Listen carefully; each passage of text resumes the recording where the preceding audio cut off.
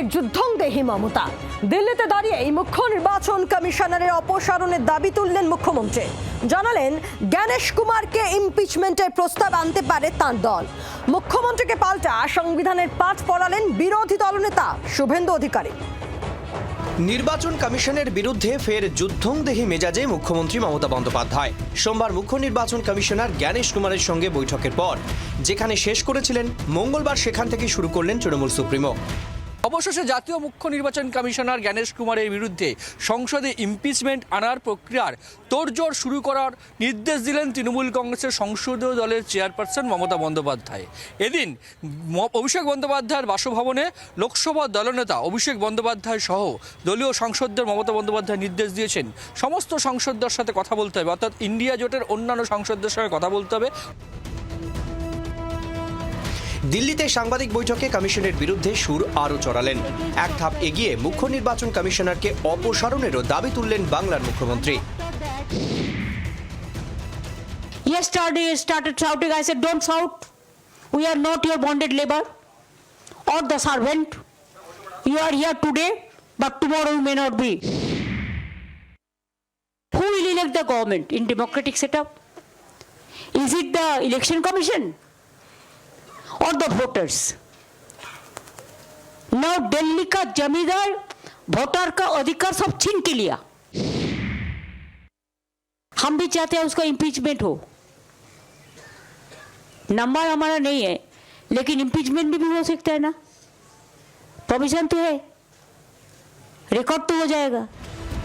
দিল্লি থেকে বাংলা। মুখ্যমন্ত্রীর এদিনের সাংবাদিক বৈঠকের পরই নানা মহলে শোরগোল পড়ে গিয়েছে। চর্চা শুরু হয়েছে ইমপিচমেন্ট নিয়ে।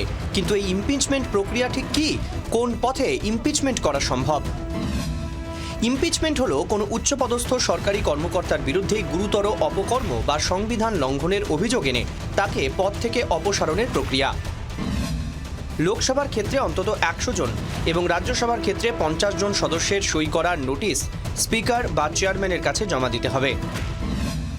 অভিযোগ গৃহীত হলে স্পিকার বা চেয়ারম্যান একটি 3 সদস্যের তদন্ত কমিটি গঠন করবেন।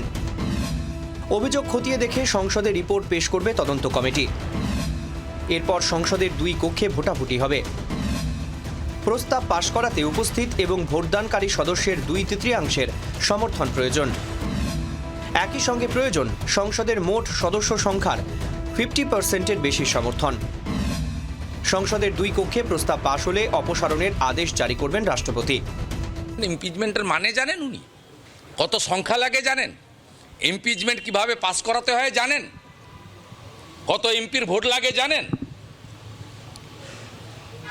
দুর্ভাগ্য 15 বছর মুখ্যমন্ত্রী 7 বারের এমপি ইমপিচমেন্টের পদ্ধতিই জানে না। Majority members present and voting যদি এই ইমপিচমেন্টের পক্ষে ভোট দেয় তবেই একজন চিফ ইলেকশন কমিশনারকে তার পোস্ট থেকে রিমুভ করা যায়।